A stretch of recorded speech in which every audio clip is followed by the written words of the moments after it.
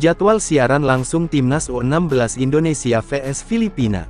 Timnas U16 Indonesia berburu kemenangan kedua di fase grup ASEAN Cup U16 2024. Kesempatan tersebut terjadi pada laga lawan Filipina pada Senin, tanggal 24 Juni tahun 2024 malam WIB. Anak asuh Nova Arianto bakal menghadapi Filipina di Stadion Manahan, Surakarta. Timnas U16 Indonesia datang ke laga ini dengan modal positif. Pasalnya, tim berjuluk Garuda Asia sukses mengantongi kemenangan di laga perdana. Timnas U16 Indonesia menang telak dengan skor 3-0.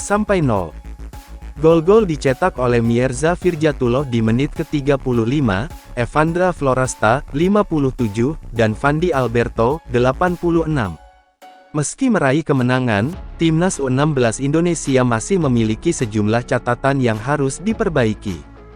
Salah satunya soal penyelesaian akhir yang harus lebih efektif saat jumpa Filipina. Tentunya tadi banyak kesempatan ya, ujar Nova Arianto usai laga lawan Singapura pada Jumat tanggal 21 Juni tahun 2024 malam WIB. Banyak peluang yang seharusnya menjadi gol. Itu yang menjadi catatan kami selama ini dan bisa diperbaiki lagi. Termasuk pada laga uji coba. Tapi saya yakin pemain ke depan bisa berkembang. Agar peluang-peluang itu tadi bisa menjadi gol. Itu menjadi catatan kami dan kita akan perbaiki saat latihan. Sehingga di saat lawan Filipina kita bisa lebih siap dan pemain-pemain kita bisa lebih banyak cetak gol, ujarnya. Selain itu, Nova Arianto meminta anak asuhnya untuk meminimalisir kesalahan saat bertahan. Karena kebiasaan pemain-pemain belakang Timnas Indonesia yang membuat pelanggaran-pelanggaran yang tidak penting, ujar Nova Arianto. Ini tidak hanya terjadi di Timnas U16, tapi juga terjadi di level U23 dan senior juga sama.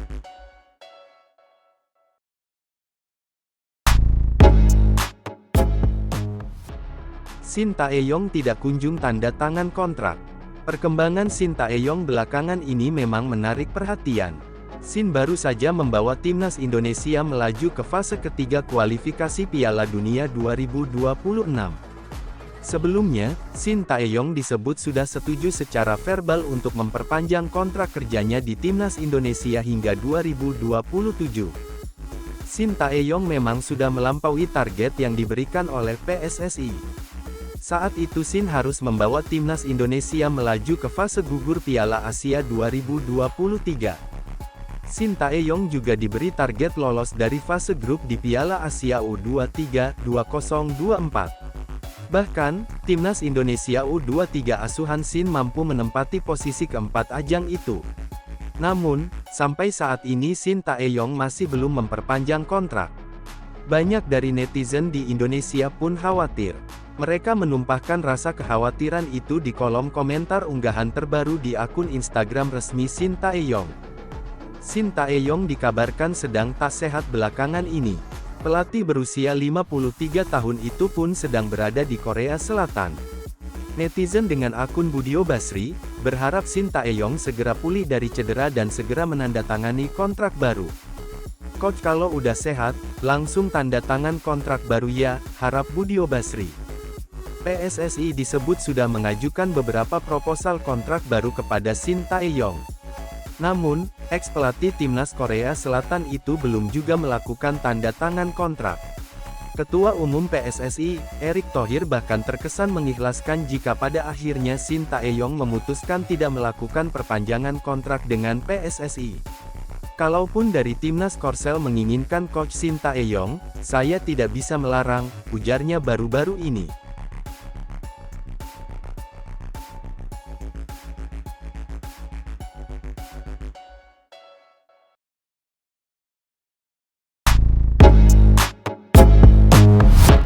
Erick Thohir ikhlas jika Korea Selatan ambil Shin Tae-yong. Ketua Umum PSSI Erick Thohir mengatakan bahwa ia ikhlas apabila Korea Selatan menginginkan Shin Tae-yong kembali dan meninggalkan Timnas Indonesia. Meski begitu, PSSI sampai saat ini masih menunggu kabar terbaru dari Shin Tae-yong.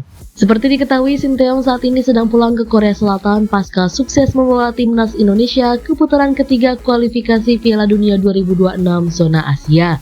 Awalnya Sinteyong hanya sebentar berada di kampung halamannya, namun sampai saat ini belum juga kembali ke Indonesia. Selain itu, Sinteyong juga belum melakukan tanda tangan perpanjangan kontrak bersama PSSI untuk timnas Indonesia. Padahal PSSI sudah mengirimkan berkas elektronik kepada Sinteyong untuk memperpanjang masa baktinya bersama timnas Indonesia sampai 2027. Belumnya Sinteyong melakukan tanda tangan kontrak itu membuat pecinta sepak bola Indonesia khawatir. Pasalnya di beberapa media Korea Selatan memberitakan bahwa Sinteyong menjadi calon kuat pelatih negeri ginseng untuk beberapa musim ke depan.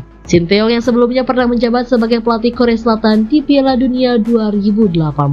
Setelah itu kontraknya tidak diperpanjang oleh Federasi Sepak Bola Korea Selatan atau KFA. Setelah itu kontraknya tidak diperpanjang oleh Federasi Sepak Bola Korea Selatan atau KFA. Isu KFA tertarik lagi dengan Sinteyong datang pasca timnas U23 Indonesia mengalahkan Korea Selatan U23 pada babak 8 besar Piala Asia U23 2024 beberapa waktu lalu. Media Korea Selatan meramaikan isu bahwa Sinteyong layak menggantikan posisi pelatih Korea Selatan saat ini, yakni Hwang Sun-ho. Sinteyong pun belum menentukan masa depannya apakah tetap setia bersama timnas Indonesia atau kembali ke Korea Selatan. Kontrak Sinteyong sendiri akan segera berakhir pada Juni 2024. Kalaupun dari Korea Selatan menginginkan Sinteyong, saya tidak bisa melarang, kata Erick Thohir dilansir bola-sport.com dari Antara Sabtu 22 Juni 2024.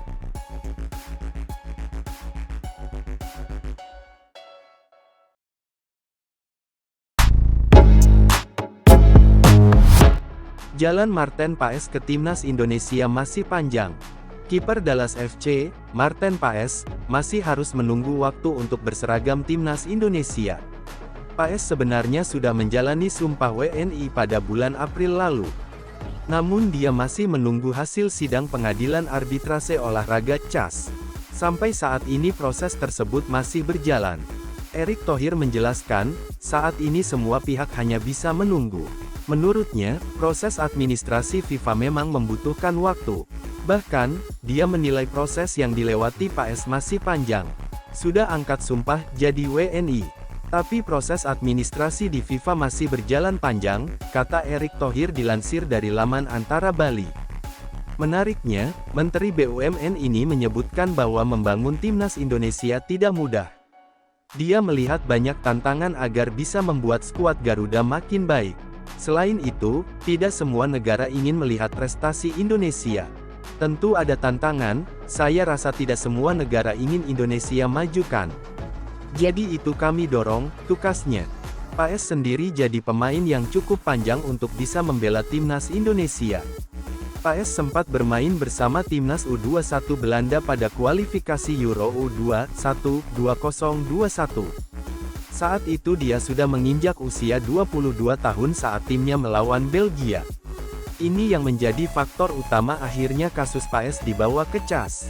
Sementara itu Paes merupakan kiper andalan Dallas FC dan sudah tampil dalam 18 laga musim ini. Didatangkan pada tahun 2022 lalu, Paes mengoleksi 90 penampilan bersama tim yang bermarkas di Toyota Stadium tersebut.